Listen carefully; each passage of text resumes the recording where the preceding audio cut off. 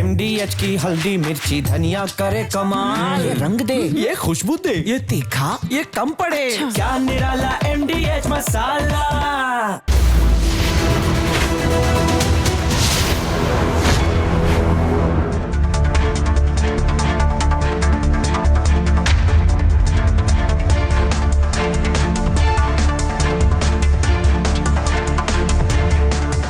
नमस्कार, बहुत स्वागत है आपका। आपके साथ मैं हूं मृदुल शर्मा और आप देख रहे हैं देश का नंबर 1 न्यूज शो ये भारत की बात है। होगी देश की हर बात, दिखाएंगे आपको देश और दुनिया की तमाम बड़ी खबरें। और आज की पहली और सबसे बड़ी खबर आपको बता रहा हूं, जो यूपी, MP, गुजरात तक भयंकर तबाही की तस्वीर आई है। बुलडोजर भयंकर तबाही मचा रहा है। आइए सबसे पहले आपको दिखाता हूं तस्वीर। देखिए आप, बुलडोजर गिनिए, 1 2 3 4 5 बुलडोजर एक ही जगह पर पहुंचे और अब्दुल्ला सोसाइटी को योगी के बुलडोजर ने समीदोस कर दिया।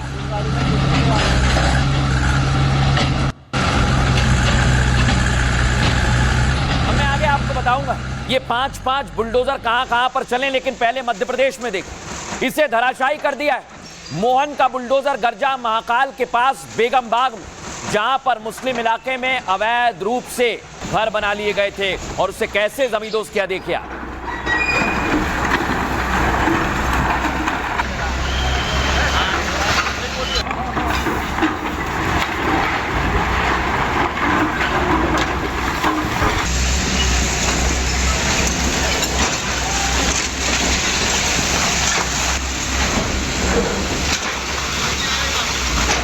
एक तो नहीं, 11 घर पर जबरदस्त कार्रवाई की। और महाकाल की नगरी में यह कार्रवाई क्यों की गई है आगे आपको दिखाऊंगा।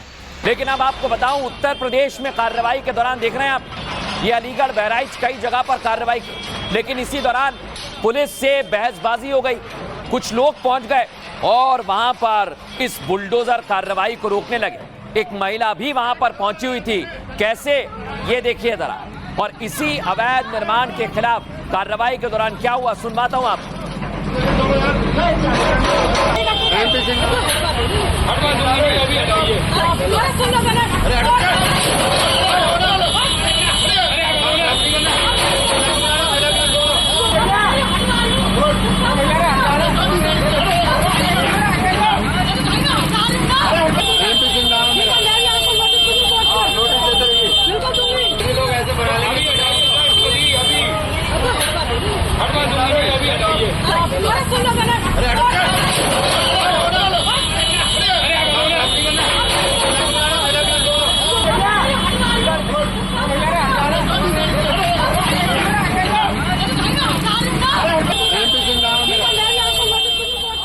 देखा, अलीगढ़ में बहसबाजी होने लगी, लेकिन ये कार्रवाई तो कई जगह पर चल रही थी। देख रहे हैं आप, ये लखनऊ में, शहर में भी कार्रवाई हुई और हाईवे पर देखिए आप, ये अवैध मंडी थी, इसे योगी के बुलडोजर ने जमींदोज कर दिया। लखनऊ में भी आपने कार्रवाई देख ली। अब मैं आपको कार्रवाई दिखाता हूं बहराइच में कैसे कार्रवाई की। देखिए, यहां पर मस्जिद के पास बुलडोजर चलाया गया, यानी अवैध निर्माण करने वाले कहीं भी इकट्ठा हो रहे हैं और अवैध निर्माण कर रहे हैं। लेकिन यूपी से लेकर MP तक कैसे बुलडोजर गरज रहा है, देख रिपोर्ट।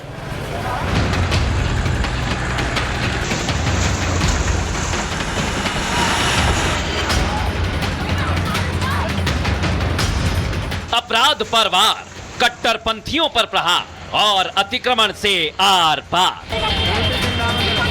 बुलडोजर ने वो जंग छेड़ दी है जिसने अपराधियों की नींव हिला दी, अतिक्रमणकारियों में खौफ पैदा कर दिया और मैसेज दिया, जब तक तोड़ेंगे नहीं तब तक छोड़ेंगे नहीं। फिर चाहे अलीगढ़ के अतिक्रमणकारी हो या लखनऊ की अवैध कॉलोनियां। हर व्यक्ति को मालूम है अपराध और अपराधियों के प्रति सरकार की जीरो टॉलरेंस की नीति। माफिया के ऊपर बुलडोजर चल रहा है तो माफिया के शरणदाताओं के ऊपर भी जरूर चलेगा। ये वही नफरती अब्दुल सोसाइटी है जहां हिंदुओं की एंट्री बैन थी। योगी के बाहुबली ने कट्टरता की नींव को ऐसा मिट्टी में मिलाया तो हलाल एनवायरमेंट के सपने चकनाचूर हो गए। जबकि उज्जैन में मोहन का बुलडोजर अतिक्रमण की नींव हिला रहा है तो गुजरात में हिस्ट्री शीटर सुलेमान की हवेली बुलडोजर ने जमींदोज कर दी है। देखा। और इधर योगी के उत्तर प्रदेश कैसे अब्दुल्ला सोसाइटी को जमींदोज किया गया है, आइए जरा आपको बताता हूं। ये देख रहे हैं आप, मेरठ अब्दुल्ला सोसाइटी जमींदोज कर दिया गया। ये वो सोसाइटी है जहां पर हिंदुओं की एंट्री बैन कर दी गई थी, लेकिन आज वहां पर बुलडोजर चला है। अब मैं आपको दिखाता हूं, ये आप देख रहे हैं, यही है वो अब्दुल्ला रेजिडेंसी, और ये मेरठ में बनाई जा रही थी, लेकिन योगी की पुलिस ने, प्रशासन ने यहां पर जबरदस्त कार्रवाई की। अब मैं आपको बताने वाला हूं कैसे ये कार्रवाई अलग अलग जगह पर की जा रही है। आइए आपको बताते हैं। यूपी, जहां पर योगी का बुलडोजर एक बार फिर एक्शन में है। अपराधी हो, नफरती हो या फिर अतिक्रमण, सब कुछ तोड़ा जाएगा। लखनऊ में बुलडोजर ने अवैध कॉलोनियों को जमींदोज कर दिया है, देख रहे हैं ना। कुल 3 अवैध कॉलोनियों पर एक्शन हुआ है।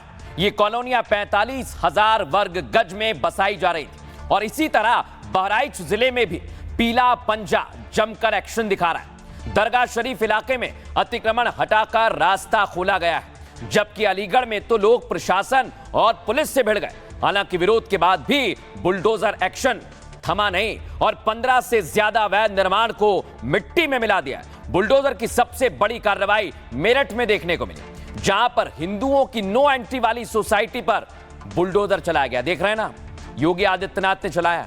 अब्दुल्ला सोसाइटी के अतिक्रमण को बुलडोजर से ध्वस्त किया गया। ये वही सोसाइटी है जहां सिर्फ मुसलमानों को घर बेचे जा रहे थे और हलाल माहौल देने का भी दावा किया गया था, लेकिन अब इसे मिट्टी में मिला दिया गया है। और अब मैं आपको सुनाता हूं इस कार्रवाई के बाद क्षेत्र के डीएम क्या कह रहे हैं, सुनिए जरा। जांच के बाद ये तथ्य संज्ञान में आया कि आवास विकास की जो लैंड है उस पे अब्दुल्ला रेजिडेंसी के मालिकान के द्वारा अवैध रूप से कब्जा करके बाउंड्री वाल बना ली गई है। अवैध निर्माण को आवास विकास परिषद के द्वारा कल हटवा दिया गया है और जो दोषी लोग हैं उनके विरुद्ध थाना नौचंदी में सुसंगत विधिक प्रावधानों के तहत एफआईआर भी दर्ज कराई गई। देखा आप, यूपी में तो बुलडोजर ने भयंकर तबाही मचाई, लेकिन महाकाल मंदिर के पास क्या हो रहा है आइए आपको दिखाता हूं। ये आप देख रहे हैं महाकाल मंदिर के पास बेगम बाग का इलाका, जहां पर बुलडोजर ने 1 नहीं 2 नहीं 3 नहीं करीब दर्जन भर अवैध निर्माण पर बुलडोजर चलाया। देख रहे हैं आप कैसे कार्रवाई की।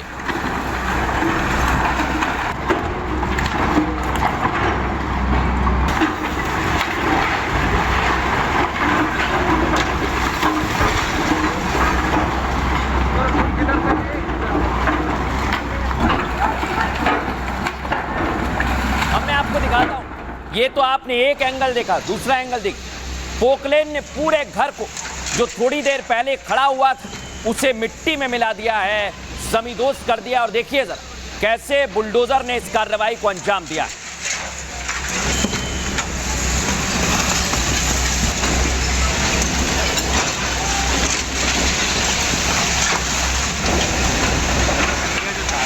और अब मैं आपको एक और तस्वीर दिखाता हूं, जहां गुजरात में ये देख रहे हैं आप, ये हिस्ट्री शीटर सुलेमान की हवेली है। यानी यूपी में बुलडोजर, एमपी में बुलडोजर, और अगर अब गुजरात में भी अपराधी अपराध करेंगे तो कितनी ही बड़ी हवेली क्यों ना हो, उसे मिट्टी में मिला दिया जाएगा।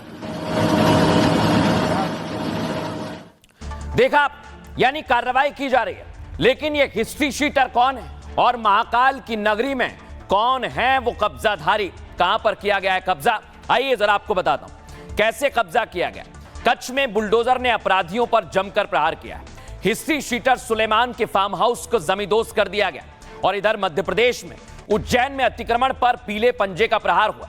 बेगम बाग में 11 मुस्लिमों के अवैध निर्माण को तोड़ा गया है। यह कॉलोनी महाकाल मंदिर के काफी करीब बसी हुई थी, जिसके चलते इलाका बेहद सेंसिटिव है और इसीलिए बेगम बाग से महाकाल जाने वाला रास्ता बंद हो गया था। जिन इमारतों पर बुलडोजर चला वो 40 साल पुराना विवाद है दरअसल 1985 में प्राधिकरण ने जमीन 30 साल के लिए लीज पर दी। लीज पर दी गई जमीन का इस्तेमाल आवासीय उपयोग में होना था। लोगों ने रेजिडेंशियल जमीन पर कमर्शियल एक्टिविटी शुरू कर दी, जबकि दूसरी तरफ इन इमारतों की लीज भी खत्म हो गई थी और 2015 में लीज खत्म होने के बाद लोग जमीन खाली करने को तैयार नहीं। सबसे खास बात यह कि 30 घरों पर जो जमीन थी उसमें 65 अवैध बिल्डिंग बना ली गई थी। बार बार नोटिस के बावजूद जब जमीन खाली नहीं करवाई गई तो मोहन सरकार ने अतिक्रमण हटाने के लिए बुलडोजर भेज दिया। फिलहाल उज्जैन में अभी भी बुलडोजर अभियान जारी है और जो भी अवैध निर्माण करेगा उस पर ऐसे ही प्रहार किया जाएगा। अब आपको एक और बहुत बड़ी खबर बताने वाला हूं। आज प्रधानमंत्री नरेंद्र मोदी ने काशी से बहुत बड़ा संदेश दिया है, दिखाता हूं आपको। प्रधानमंत्री की आज मुलाकात हुई है मॉरिशस के प्रधानमंत्री से, और मॉरिशस और बिहार तक कैसे काशी से संदेश दिया है दिखाता हूं आपको। दिखाइए जरा, आज मुलाकात हुई है, देख रहे हैं आप, द्विपक्षीय वार्ता हुई है पीएम मोदी की, और इधर राहुल गांधी राजनीति कर रहे हैं। आज पीएम भी यूपी में थे और राहुल गांधी भी यूपी में ही थे। अगली तस्वीर आपको दिखाता हूं, ये देख रहे हैं आप, मॉरिशस के प्रधानमंत्री का स्वागत किया गले लगकर प्रधानमंत्री नरेंद्र मोदी ने, और दोनों के बीच में द्विपक्षीय वार्ता हुई है। कई सारी महत्वपूर्ण चीजें हैं जो मैं आपको आगे बताऊंगा। यहां मुलाकात हुई और उसके बाद देखिए चर्चा हुई है। दोनों देशों के प्रतिनिधि यहां पर बैठे हुए हैं और भारत ने मॉरिशस को अपना परिवार बताया है, दोस्त नहीं पारिवारिक रिश्ता है, यह प्रधानमंत्री नवीन चंद्र से प्रधानमंत्री नरेंद्र मोदी ने कहा।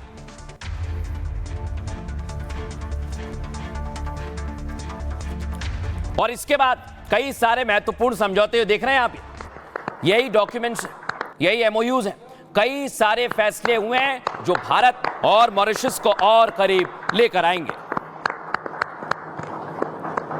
Thank you. तो प्रधानमंत्री नरेंद्र मोदी की मुलाकात हुई है, लेकिन आज कैसे बिहार को मैसेज दिया है दिखाता हूं आपको।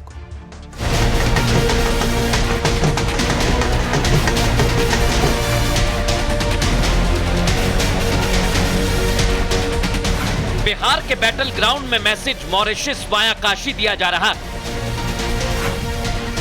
मॉरिशस से दोस्ती में बिहार फैक्टर का दम भरा जा रहा है, क्योंकि पीएम मोदी के संसदीय क्षेत्र में मॉरिशस की पीएम से मुलाकात और राष्ट्रहित में संवाद अब बिहार तक पहुंच चुका है। हमारी संस्कृति और संस्कार सदियों पहले भारत से मॉरिशस पहुंचे और वहां की जीवन धारा में रच बस गए। वाराणसी में हुए महत्वपूर्ण समझौते का असर इसलिए भी बिहार पर होने वाला है क्योंकि मॉरिशस के पीएम नवीन चंद्र की जड़ें बिहार के भोजपुर से जुड़े हैं। ऐसे में दो देशों के बीच हुए करार का असर चुनावी राज्य बिहार पर तय माना जा रहा है। अब दर्शकों मैं आपको बताता हूं कि संदेश क्या दिया है, बातचीत क्या हुई है और इस मुलाकात के बाद किस तरह मजबूत रिश्ते हुए हैं। आइए जरा आपको बताते हैं। मॉरिशस के प्रधानमंत्री नवीन चंद्र भारत के दौरे पर हैं। आज बनारस में पीएम मोदी के साथ द्विपक्षीय वार्ता हुई जिसमें भारत और मॉरिशस के बीच कई समझौते हुए हैं। इस मुलाकात को बिहार चुनाव से जोड़कर देखा जा रहा है। दरअसल मॉरिशस के प्रधानमंत्री का बिहार से कनेक्शन है। बिहार के भोजपुर में मॉरिशस के पीएम नवीन, जिनका पैतृक गांव है, वहां से कनेक्शन है। बड़ी बात यह कि मॉरिशस में करीब 70% आबादी भारतीय मूल की है और मॉरिशस में भोजपुरी भी बड़े पैमाने पर बोली जाती है। संभव है कि भोजपुरी बेल्ट में मॉरिशस फैक्टर अहम रहे, काम करे, इसलिए मीटिंग पर राहुल और तेजस्वी की नजर भी थी। इधर काशी में बैठक चल रही थी और इधर रायबरेली में राहुल वोट चोरी का मुद्दा उठाने लगे। राहुल ने कहा यह सच्चाई है कि वोट चोरी करके सरकारें बनाई जा रही हैं। उन्होंने कहा कि सबूत की गारंटी देते हैं हाइड्रोजन बम फूटेगा। यह बात राहुल गांधी ने कही है। लेकिन अब मैं आपको बताता हूं कि कैसे राहुल गांधी और तेजस्वी हर मुद्दे पर राजनीति कर रहे हैं क्योंकि बिहार में चुनाव है। देखिए आज रायबरेली में भी सवाल कुछ और था, लेकिन क्या कहा राहुल ने, सुनवाता हूं आपको। दिखाओ सर, हम वोट चोर गद्दी छोड़ दिखाओ सर, हम वोट चोर गद्दी छोड़ दिखाओ सर, हम वोट चोर गद्दी छोड़ दिखाओ सर। और अब मैं आपको तस्वीर दिखाने वाला हूं। राहुल गांधी ने तो बातें कह दी हैं, लेकिन इसे लेकर अब बात आगे तक बढ़ गई है। सुनिए जरा क्या कुछ कह रहे हैं। कि वोट चोरी करके सरकारें बन रही हैं, हम गारंटी करके आपको प्रूफ देने वाले हैं। धन्यवाद। जो बीजेपी के लोग एजिटेट हो रहे हैं, मैं उनसे कहना चाहता हूं, आप एजिटेट नहीं होइए, क्योंकि हाइड्रोजन बॉम्ब जब आएगा सारा का सारा साफ हो जाएगा। इलेक्शन कमीशन का कहना है कि ये फर्जी वोट से नरेंद्र मोदी प्रधानमंत्री बने हैं, यही ना बात कर रहे हैं वो लोग।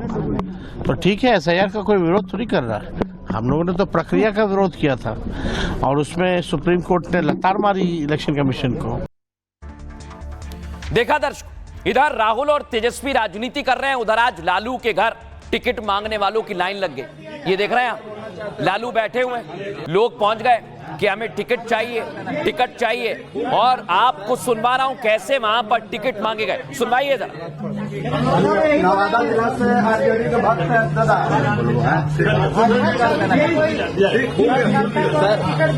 एक बार बोलना चाहते हैं। नवादा जिला से आरजेडी के भक्त हैं दादा, विश्वा विधानसभा से उदय यादव को टिकट मिलना चाहिए। सचिव सर अभी पढ़ना एक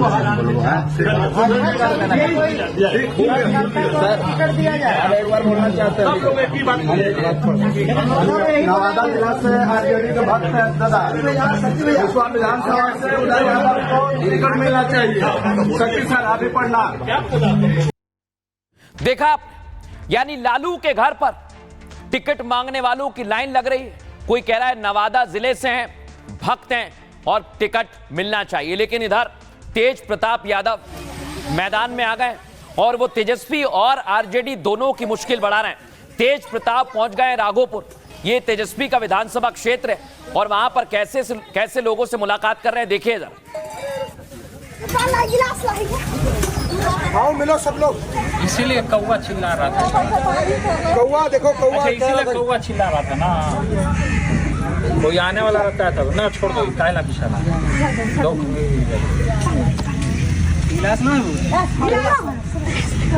पीला पानी हाथ लो साथ के। ना छोड़ दीजिए।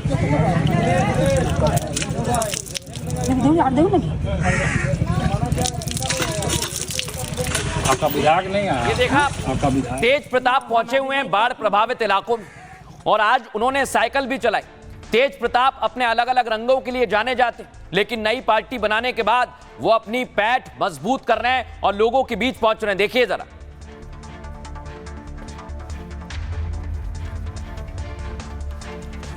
तो ये तस्वीर आपने देखी, लेकिन अब राहत सामग्री जो बाढ़ पीड़ितों को उन्होंने बांटी है, उसकी तस्वीर मैं आपको दिखा रहा हूं। देख रहे हैं, बीच में पहुंच गए नाव से, और यहां पर लोगों से मिल भी रहे हैं, हाथ में माइक भी पकड़ा हुआ है, बात कर रहे हैं और राहत सामग्री भी पहुंचा रहे हैं।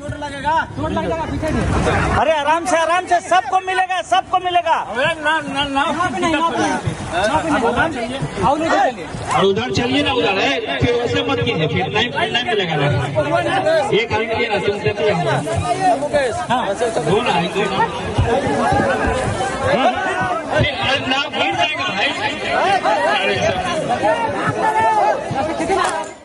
देखा, तेज प्रताप यादव लोगों के बीच पहुंच गए, लेकिन दिलचस्प बात पता है क्या है?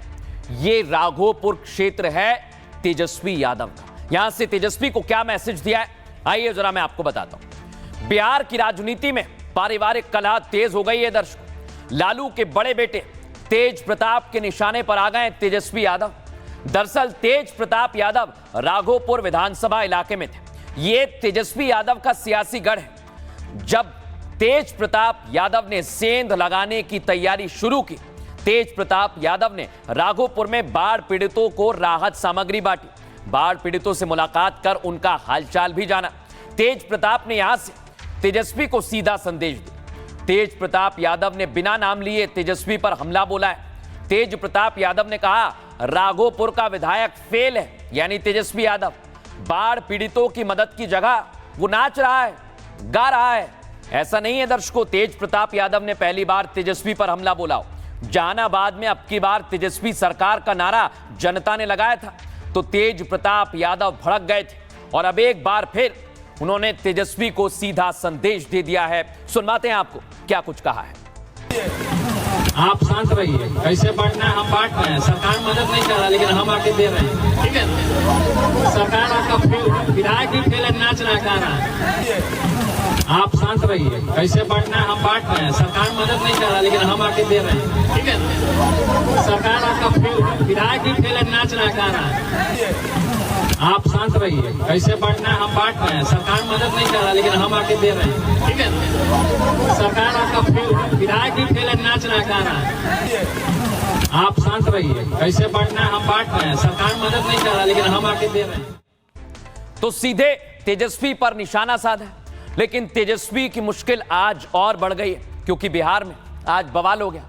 ये आरजेडी नेता राजकुमार और इनकी हत्या कर दी गई है, गोलियों से भून दिया। अगली तस्वीर दिखाइए, कैसे इन पर हमला किया गया। देख रहे हैं आप, आरजेडी नेता की हत्या का पूरा सीसीटीवी फुटेज सामने आया।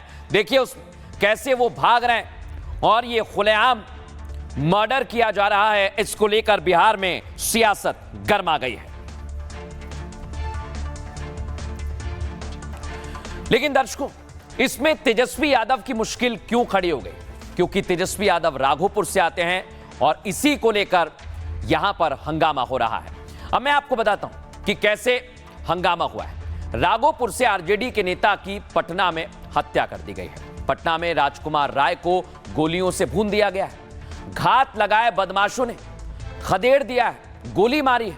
हत्या के पीछे राजनीतिक एंगल भी सामने आ रहा है।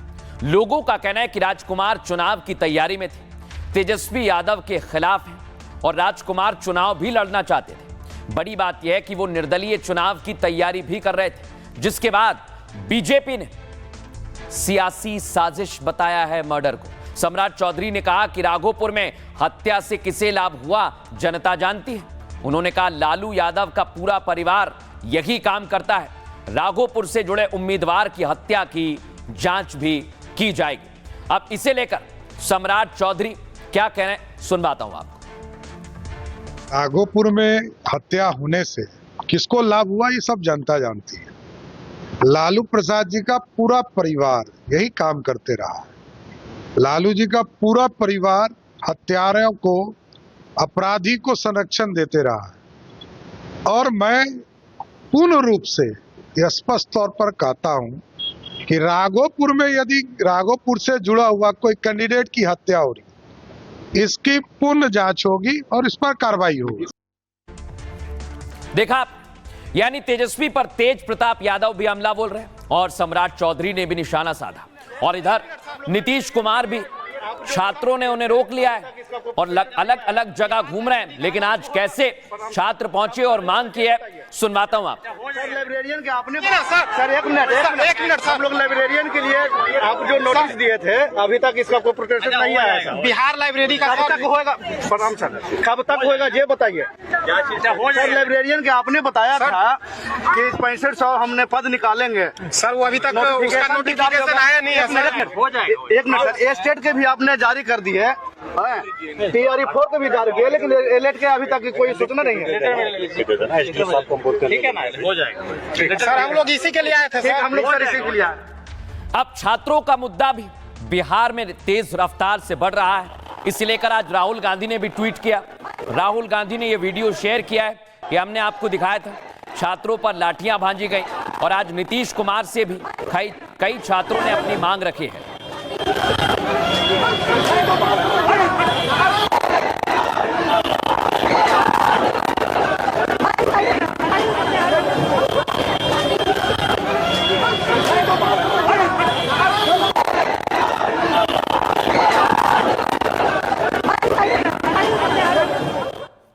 देखा, यानी बिहार में छात्रों का मुद्दा तेज रफ्तार से बढ़ रहा है, लेकिन चुनाव से पहले इसी पर ही बिहार में हंगामा हो रहा है। सुनवाता हूं आपको नेता क्या कह रहे हैं, सुनिए जरा। तेजस्वी यादव ये चाहते हैं कि मैं झूठ बोल करके सच को छिपा दूं इस राज्य में और इस देश के अंदर। बिहार में जो लालू जी के राज्य में जंगल राज था, उसको ये छुपा नहीं सकते। एनडीए की सरकार लगातार कर रही है समाज के सभी वर्गों के लिए कर रही है। एक से एक डिसीजन हो रहा है। महिलाओं के लिए भी इतनी अच्छी योजना सरकार लेकर आई है, अब उनको कुछ दिखता ही नहीं कि क्या करें, इसलिए आपत्तिजनक कुछ कदम उठा रहे हैं, लेकिन उसके हिसाब से जनता सारी चीजों को देख रही है। एनडीए के पक्ष में जनता है, एनडीए के पक्ष में जनता रहेगी। देखा दर्शकों, आपने बिहार में जमकर सियासत हो रही है और इधर दिल्ली की जो खबर मैं आपको बताऊंगा आप हैरान हो जाएंगे, क्योंकि आपसे जुड़ी हुई खबर है। देख रहे हैं आप, भारत में धमाके की साजिश कर रहे थे और ये आईएसआईएस के आतंकी हैं, लेकिन कैसे इनका खेल खलास हो गया है दिखाता हूं आपको। ये देख रहे हैं आप, ये जितने भी काला कपड़ा बांध के अपना मुंह छिपा रहे हैं, यही धमाका करने वाले थे, लेकिन एजेंसीज ने इन्हें धर दबोचा और अब अपना मुंह छिपा रहे हैं। अब मैं आपको दिखाता हूं दर्शकों कि किन किन की गिरफ्तारी हुई है। यह है आफताब अंसारी, अगली तस्वीर दिखाइए। यह है कामरान हुसैन। ये पांचों आतंकी जो आपको दिख रहे हैं, यही है जो देश में धमाके की साजिश कर रहे थे और ये सारे एक एक करके पूरी तैयारी में जुटे हुए थे। लेकिन ये क्या तैयारी कर रहे थे पांचों, मैं आपको दिखाऊंगा तो आप हैरान रह जाएंगे। दिखाता हूं आपको। ये नाम जो आपको दिखाई दे रहे हैं पांचों के, यही वो पांचों आतंकी हैं जो साजिश कर रहे थे। अगली तस्वीर दिखाइए जरा, ये आप देखिए, ये इनके पास से बरामद किया गया है और ये जो सामान मैं आपको दिखा रहा हूं, इससे बनाए जाते हैं बम और इनके पास से विस्फोटक बरामद हुआ है। सोचिए आप, यानी ये देश में बड़े धमाके की साजिश कर रहे थे, लेकिन उस साजिश की पोल खुल गई है।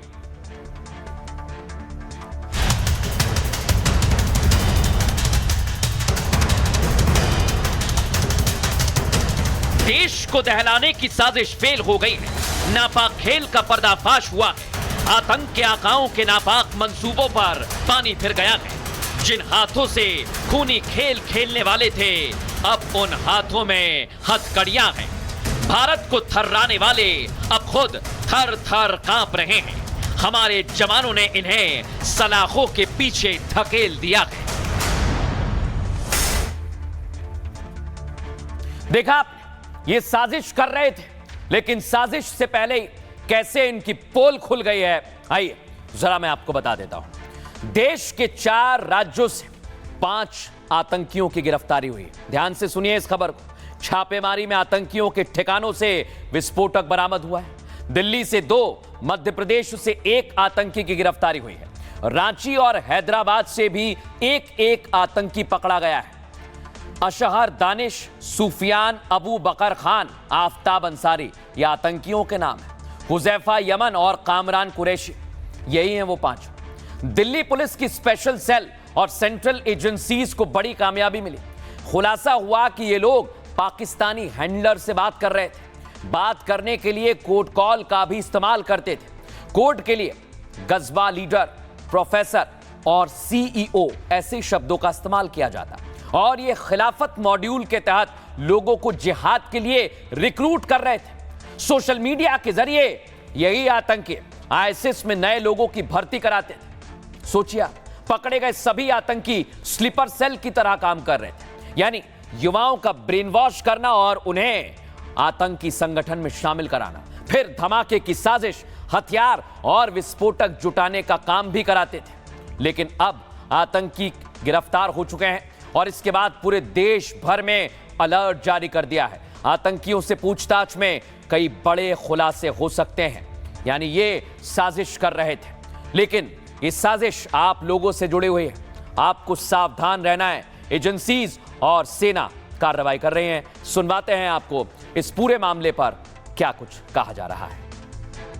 जॉइंट ऑपरेशन था सेंट्रल इंटेलिजेंस एजेंसी और स्टेट पुलिस फोर्सेस का, जिसमें Maharashtra police, Karnataka police, Jharkhand police, Madhya Pradesh police और तेलंगाना पुलिस, इनके साथ मिलकर दिल्ली स्पेशल सेल ने ऑपरेशन किया है। 11 लोग हमने डिटेन किए थे, जिसमें 5 लोगों की हमने गिरफ्तारी की है। सेंट्रल कैरेक्टर इसमें अशरार दानिश है, जो कि झारखंड रांची का रहने वाला है। इसके पास से काफ़ी मात्रा में केमिकल्स, बॉल बेयरिंग्स और काफ़ी सारा इस तरह के आर्टिकल्स जो कि आईडी बनाने के काम में आते हैं, वो इसके पास से मिले हैं। एक पाक हैंडलर है जो अशरार दानिश के टच में था और उसको इंस्ट्रक्शंस देता था, और अशरार दानिश ने इस पूरे ग्रुप को जोड़ा हुआ था और इस ग्रुप को वो टेरर एक्टिविटीज़ के लिए इस ग्रुप का इस्तेमाल करने वाला था। दानिश ने जो ऑपरेशन चलाता था उसमें तो ऐसा लगता था जैसे किसी प्राइवेट कंपनी का काम कर रहा हो।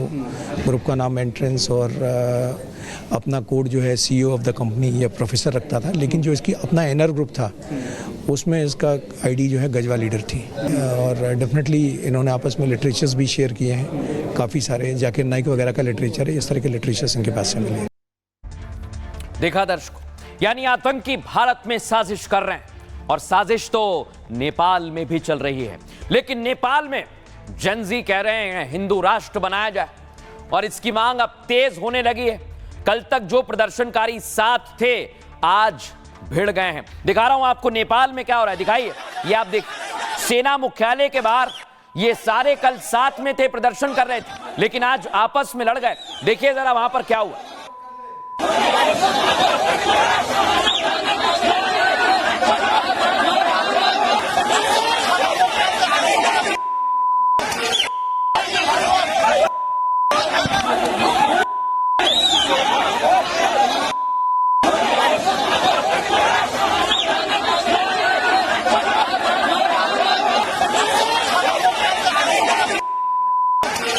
देखा, यानी नेपाल में इस समय जबरदस्त लड़ाई चल रही है। लेकिन लड़ाई क्यों चल रही है आगे आपको बताऊंगा।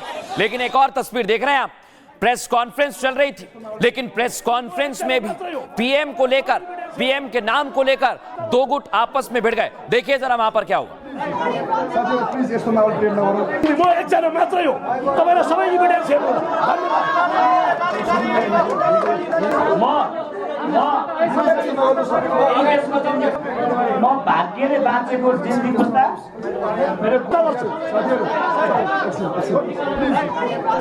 कि यहां पर आर्मी का पूरा शासन चल रहा है, यानी इस समय आर्मी का डिप्लॉयमेंट आप देख रहे हैं।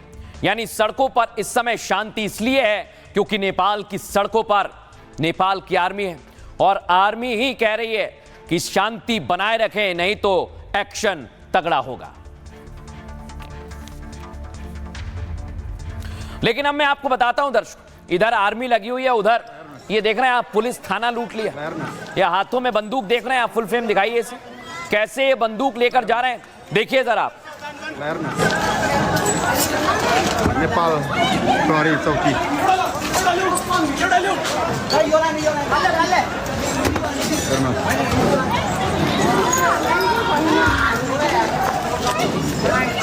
नेपाल प्रहरी चौकी तो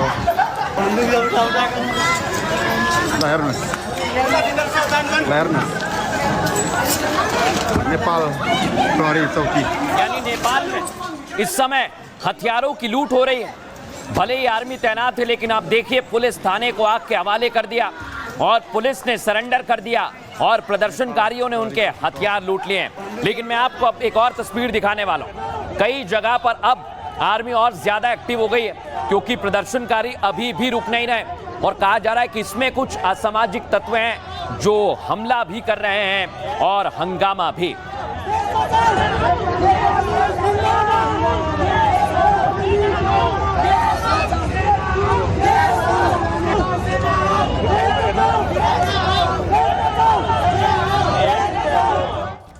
देखा, यानी आर्मी तो तैनात है लेकिन बंदूक तो बंदूक। यहां पर सोने चांदी की लूट हो रही है, देख रहे हैं ये कैसा प्रदर्शन है। दुनिया पूछ रही है, सोने चांदी की दुकान में घुस गए लुटेरे, जिसको चांदी मिली वो चांदी के सिक्के ले गया, जिसको सोने के जेवरात मिले वो जेवरात उठा कर ले गया, किसी की जेब फुल हो गई तो टी शर्ट में रखकर ले गया। देखिए आप कैसे चोरी की जा रही है, लूट की जा रही है और ये सब सोने चांदी की दुकान में हो रहा है, ज्वेलरी शॉप में हो रहा है। मन्दिरमा ढुङ्गा च्यान हीरा मोती मुङ्गा कानमा गुन्जो राखी जुठो माथि सुत्ने लेके सुन्छ उठ्ने वर्षमा एकचोटि लुट्ने हर समयमा ज्योति बिचरा अघि सकाउने हो कि गरिबीलाई दरिद्री अबला महिला बोक्छ। देख रहे हैं आप नेपाल में ये लूट हो रही है और उधर दर्शकों सवाल बना हुआ है कि आखिर नेपाल के प्रधानमंत्री, पूर्व प्रधानमंत्री, नेता कहां भाग गए। और कहा तो ये जा रहा है कि केपी ओली मिल नहीं रहे, उनका हेलीकॉप्टर जला दिया गया। देख रहे हैं आप, ये केपी ओली दावा किया गया है दर्शकों, ये बता दूं आपको मैं, दावा किया गया कि इसी हेलीकॉप्टर से भागे थे, लेकिन ये हेलीकॉप्टर मिला तो प्रदर्शनकारियों ने आग के हवाले कर दिया।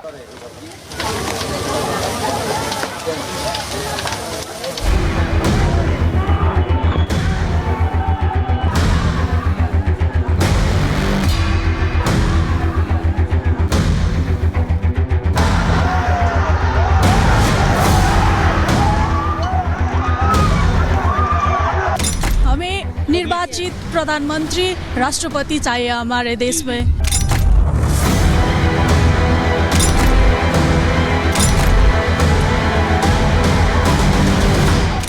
यूथ लीडर चाहिए अब हम लोगों को। जेएनजी की हाथ में हो सरकार, हम ऐसे ही सरकार चाहते हैं। शिक्षा स्वास्थ्य चिज चाहिँ फ्री हुनु पर्यो।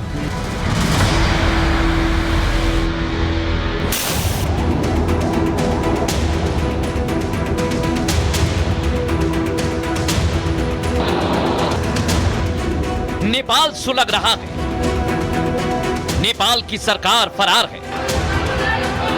पीएम, गृह मंत्री, विदेश मंत्री कहां छिपे हैं किसी को पता नहीं। अगला पीएम कौन होगा इस पर सस्पेंस बना हुआ है। इस बीच संकेत है कि नेपाल एक बार फिर हिंदू राष्ट्र बन सकता है। खबर है कि नेपाल के आंदोलनकारी युवाओं ने ऐसा प्रस्ताव पास किया है। तो सवाल ये कि क्या नेपाल अपने पुराने दिनों में लौट रहा है? क्या नेपाल वाकई एक बार फिर से हिंदू राष्ट्र बनने की तैयारी में है? हालांकि इस बारे में किसी ने कोई औपचारिक ऐलान नहीं किया। जानकार बताते हैं सरकार बनने के बाद इसका ऐलान हो सकता है, लेकिन सवाल ये कि आखिर नेपाल में किसकी अगुवाई में सरकार बनेगी, क्योंकि नेपाल के अगले प्रधानमंत्री को लेकर सस्पेंस बरकरार है। ये सस्पेंस इसलिए है क्योंकि आंदोलनकारियों में ही मतभेद है।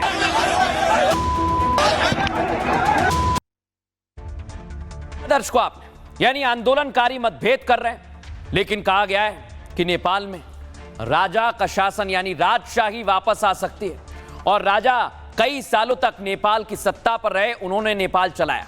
लेकिन क्यों मैं ऐसा कह रहा हूं, अगली तस्वीर आपको दिखाता हूं। कुछ महीने पहले आपको याद है, मार्च का महीना था और नेपाल जल रहा था, और नेपाल में प्रदर्शनकारियों का कहना था कि राजशाही को वापस लाया जाए। लेकिन एक बार फिर प्रदर्शन हुआ और अब तख्ता पलट हो गया। अगली तस्वीर में आपको दिखाता हूं। हिंदू राष्ट्र की बात की जा रही है। ये पशुपतिनाथ मंदिर है, हिंदुओं की भी आस्था है, और नेपाल में 80% से ज्यादा हिंदू हैं, इसलिए कहा गया है कि हिंदू राष्ट्र बनना चाहिए।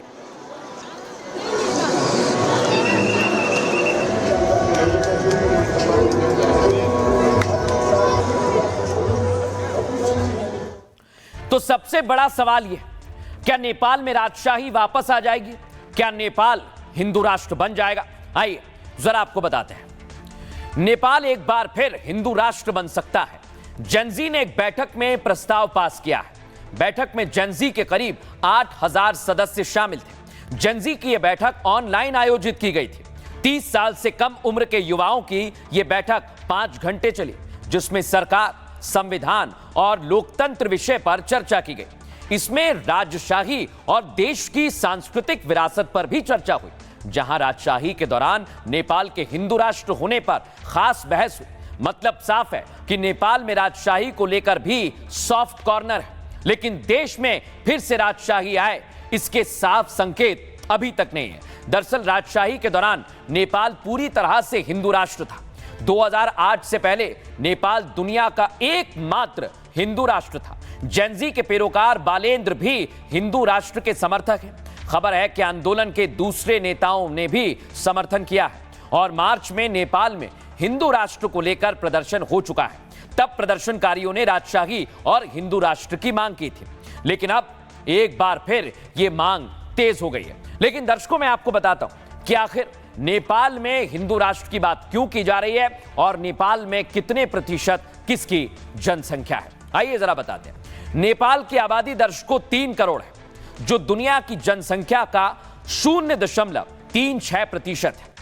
एक हिंदू बहुल देश है नेपाल, लेकिन संख्या हिंदुओं की काफी घट गई है। 1950 से पहले नेपाल में 90% से ज्यादा हिंदू थे, और दुनिया के किसी भी देश में इतने ज्यादा हिंदू नहीं है। लेकिन 1950 के बाद हिंदुओं की संख्या लगातार घटती चली गई। मुस्लिम और ईसाइयों की आबादी तेजी से बढ़ रही है। बाकी सभी की संख्या में गिरावट दर्ज की गई है। सबसे तेज गिरावट बौद्ध और हिंदुओं में ही हुई। नेपाल में क्यों मुश्किल में हिंदू हैं? क्योंकि 90 से घटकर 81% अब हिंदू रह गए हैं। बौद्ध की आबादी भी 8% पर आ गई है। और मुस्लिमों की आबादी बढ़ गई है जो 2 से 4.5% तक चली गई है। वहीं ईसाई करीब 2.25 यानी 2.25% पर है और अन्य की आबादी 4.25% पर टिक गई है। लेकिन सवाल ये, क्या नेपाल में अभी हिंदू राष्ट्र की मांग तेज होगी? नेपाल हिंदू राष्ट्र बन जाएगा? एक्सपर्ट टीपी त्यागी क्या कह रहे हैं, सुनिए सर। जनरल जेड की जो ऑनलाइन बैठक हुई है उसमें बहुत सारे लोग ये कहते हैं कि नेपाल को दोबारा हिंदू राष्ट्र बना दिया जाए। यूनाइटेड स्टेट्स का स्टेट डिपार्टमेंट ये कहता है कि नेपाल को हिंदू राष्ट्र बनाने के लिए एक्सटर्नल सपोर्ट उपलब्ध है। ऐसे में लगता है कि नेपाल दोबारा से हिंदू राष्ट्र बन भी सकता है। मेन इम्पोर्टेंट ये देखना ये जो जेन जी का जो आपका ये रेवोल्यूशन रेबेलियन जो भी है उसमें से कौन कौन से नेता इनके साथ जुड़ते हैं और क्या नेपाल जो हुआ है अभी तख्ता पलटी कहेंगे, क्या पूरा का पूरा नेपाल मेजॉरिटी रूप से इससे एग्री करता है, वो आने वाले दिनों में पता चलेगा। लेकिन सबसे बड़ा सवाल यह दर्शकों, अगर नेपाल हिंदू राष्ट्र बना तो क्या राजशाही आएगी या फिर लोकतंत्र आएगा? क्योंकि अभी 2 लोगों का नाम तेजी से चल रहा है, यह है कुलमान घिसिंग और यह है सुशीला कार्की, और इन दोनों का नाम चल रहा है। खबर यह है कि दोनों में से कोई एक प्रधानमंत्री की कुर्सी संभाल सकता है। अगली तस्वीर आपको दिखाएं, उससे पहले बताएं कि कैसे नेपाल में प्रधानमंत्री को लेकर पूरी तैयारी हो गई है, लेकिन 2 नाम क्यों आगे चल रहे हैं आइए बताते हैं। पहले हैं कुलमान घिसिंग। नेपाल के प्रधानमंत्री पर सस्पेंस बना हुआ है, दोनों में से कोई भी हो सकता है। अंतरिम पीएम का नाम अभी तक तय नहीं है। कल तक सुशीला कार्की का नाम चल रहा था, यह हमने आपको कल भी दिखाया था।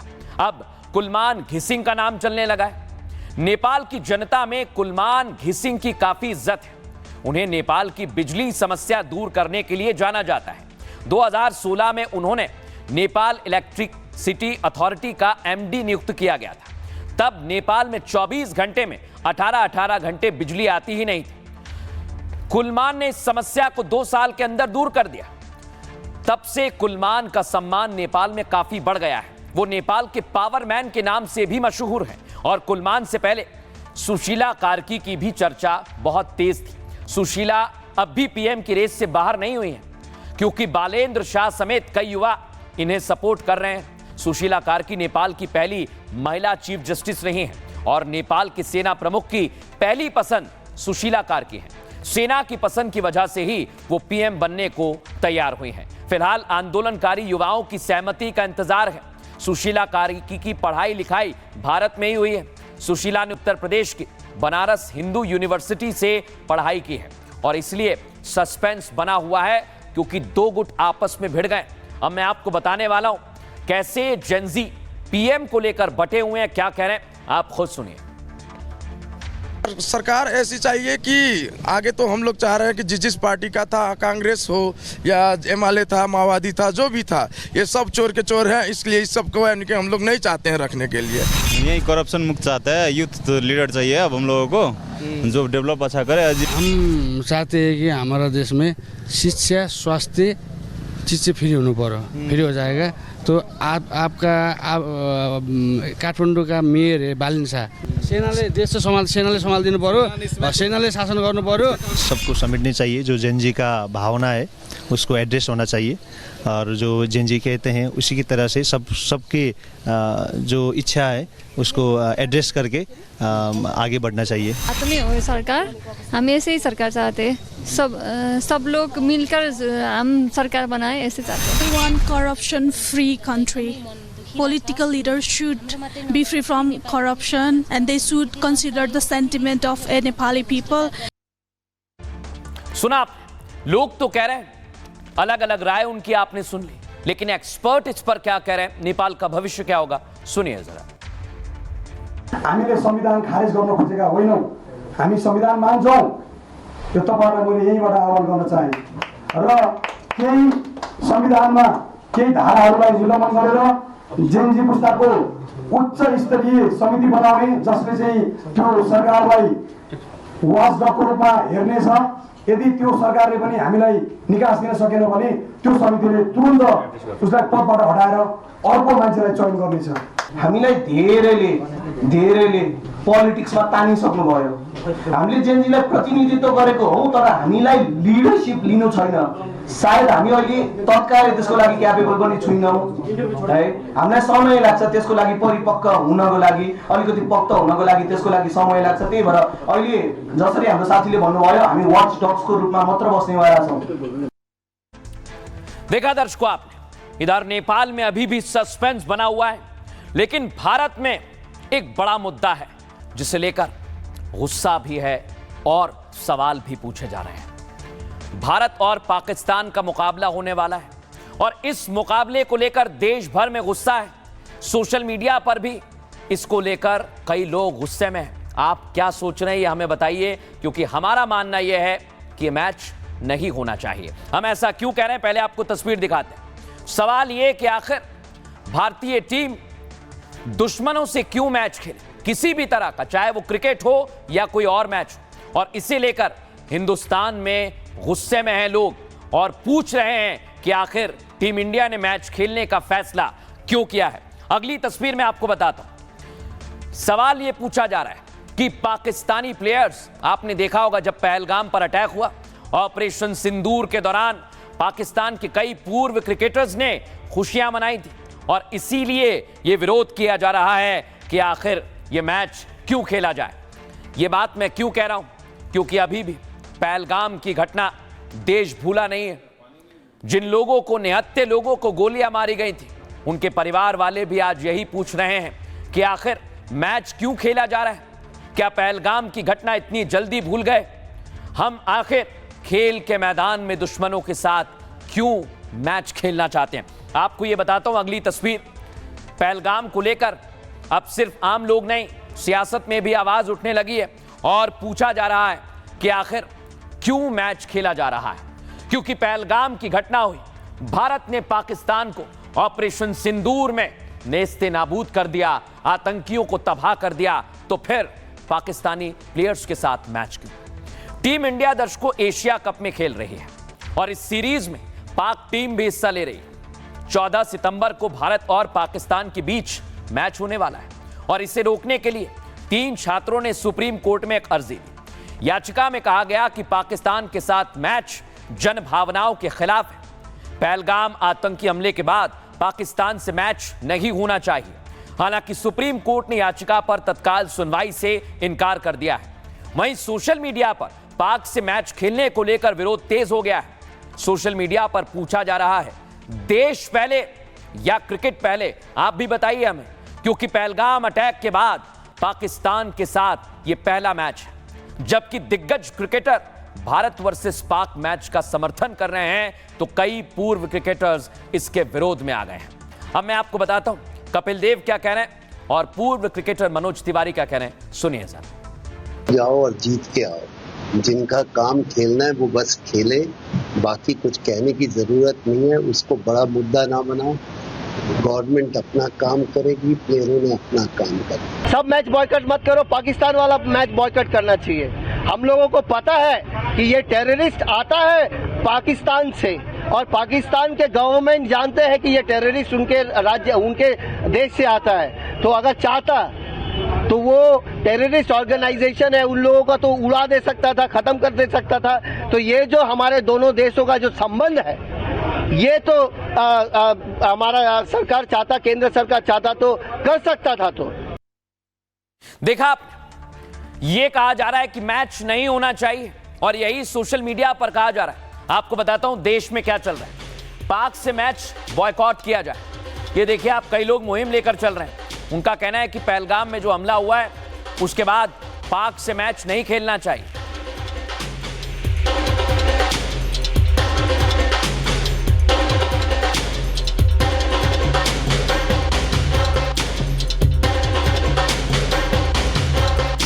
अब मैं आपको दिखाता हूं सर, ये तो वीडियो बनाए जा रहे हैं, उधर एक्स पर भी पोस्ट किया जा रहा है। कई सारे ट्वीट्स में आपको दिखा रहा हूं, एक्स पर पोस्ट किया गया है और यह कहा जा रहा है कि हम बहुत गुस्से में हैं, भारतीय टीम को, बीसीसीआई को सोचना चाहिए। अगली तस्वीर दिखाइए। पहलगाम हमले को याद किया गया। एक भारत और पाकिस्तान में पिच बनाई गई है, मैच होने वाला है और वहां पर आपको याद है, ये कोई नहीं भूल सकता है, नई नई शादी हुई और वहां पर आतंकियों ने मौत के घाट उतार दिया। इसी को लेकर ये सवाल पूछा जा रहा है देश भर में कि आखिर मैच क्यों हो रहा है और कैसा गुस्सा है सोशल मीडिया पर।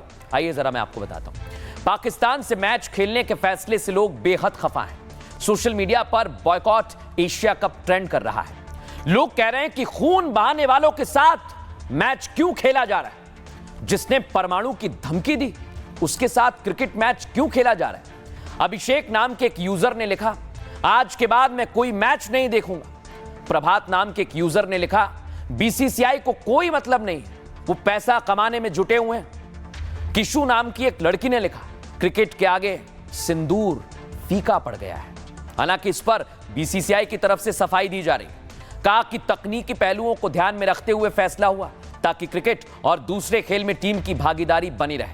लेकिन देश सवाल पूछ रहा है, जन भावना और पहलगाम के आगे क्या पाकिस्तान से मैच खेले बिना टीम इंडिया पिछड़ जाएगी, टीम इंडिया कमजोर पड़ जाएगी। इसे लेकर हमने आज भारत और पाकिस्तान दोनों के लोगों से बातचीत की है। सुनवाते हैं। क्रिकेट मैच पाकिस्तान से किसी भी खिलाड़ी को नहीं खेलना चाहिए। जिनके मन में हम लोगों के प्रति सत्ता भरी पड़ी है, ऐसे लोगों से मैच खेलना हमें नहीं लगता कि उचित है। सरकार हमेशा जो निर्णय करती है वो देश के हित में करती है, राष्ट्र के हित में करती है और 135 करोड़ जनसंख्या के हित में करती है वो निर्णय। पहलगाम, उसमें कहीं ना कहीं से पूरी मानवता शर्मसार हुई थी। उसके बाद भी जिस प्रकार से भारत पाकिस्तान के मैच कराए जा रहे हैं, हम तो इसकी पूर्ण निंदा करते हैं। भारत में आके अगर वो खेलते तो शायद हम लोग विरोध करते, लेकिन अब दूसरे देश की किसी धरती पे कुछ हो रहा है तो वो अपने नियम और शर्तों के हिसाब से हो रहा होगा और हम चाहते हैं वहाँ पे भी हिंदुस्तान उनको ऑपरेशन सिंदूर के ही रूप में जवाब दे। अब दर्शकों, आज एक खबर आपको बताने वाला हूं, क्योंकि विदेश में ट्रंप सदमे में है। अमेरिकी राष्ट्रपति ट्रंप सदमे में क्यों है, आइए जरा आपको बताता हूं। यह है ट्रंप के खास। इन्हें आज बीच सरेरा भीड़ के अंदर गोली मार दी गई है। दिखाता हूं मैं आपको, ये आप देख रहे हैं, ये ट्रंप के खास हैं, सहयोगी हैं, लेकिन कैसे गोलियों से भून दिया गया। दिखाइए जरा, फुल फ्रेम दिखाइए तस्वीर। Counting or not counting gang violence? Great.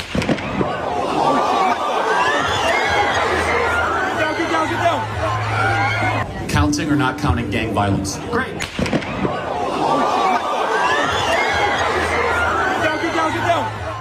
गोली मारी गई, उसके बाद एक संदिग्ध पकड़ा गया। देख रहे हैं यहाँ पे, एक संदिग्ध को पकड़ लिया गया। हालांकि इसे बाद में छोड़ दिया गया, लेकिन सवाल ये कि आखिर किसने ट्रंप के सहयोगी को गोली मारी, किर्क को आखिर किसने गोली मारी, ये दुनिया सवाल पूछ रही। देख रहे हैं यहाँ पे हत्या से पहले की तस्वीर। किर्क लोगों के पास थे, भीड़ के साथ मौजूद थे, संबोधित कर रहे थे, लेकिन इसी भीड़ में से किसी शख्स ने उन्हें गोली मार दी और मौत के घाट उतार दिया। इसके बाद मैं आपको तस्वीर दिखा रहा हूं। वहां पर मौजूद छात्रों ने किर्क को श्रद्धांजलि दी है और काफी सदमे में है कई लोग, लेकिन इसके इतर कई लोग खुशियां मना रहे हैं। आप सोचिए, मैं आपको अगली तस्वीर दिखा रहा हूं। ट्रंप के साथ हमेशा रहते थे, देख रहे हैं आप, किर्क, और यहां पर किर्क को गोली मार दी गई है। इसके लिए पूरे अमेरिका में शोक का माहौल है।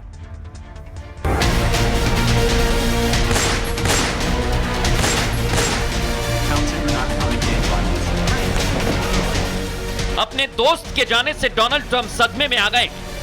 दोस्त ऐसा जो ट्रंप के हर कदम पर साथ था। ट्रंप की खुशी हो या गम, हर वक्त किर्क मौजूद रहते थे। अब किर्क इस दुनिया में नहीं रहे, उन्हें गोली मारकर मौत के घाट उतार दिया।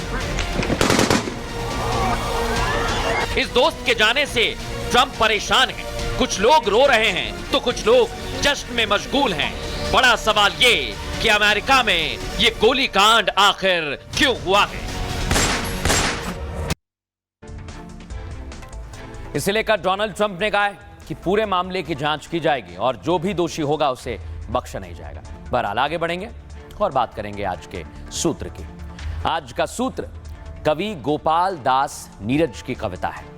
जीवन में जो लोग हार मानने का ख्याल भी अपने मन में लाते हैं ना, आज उन्हें कवि गोपाल दास नीरज का सूत्र सुनना ही चाहिए।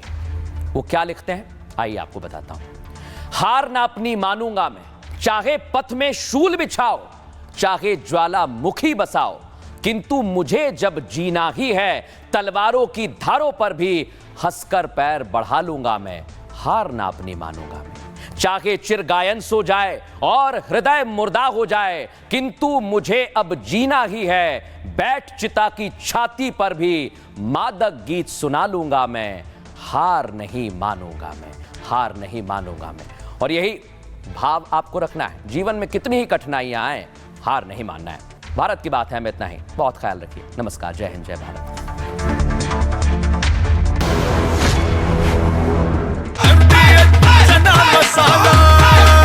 अब छोलिया हो या लोबिया, सफेद चने या काले चने, सब कुछ मजेदार बने।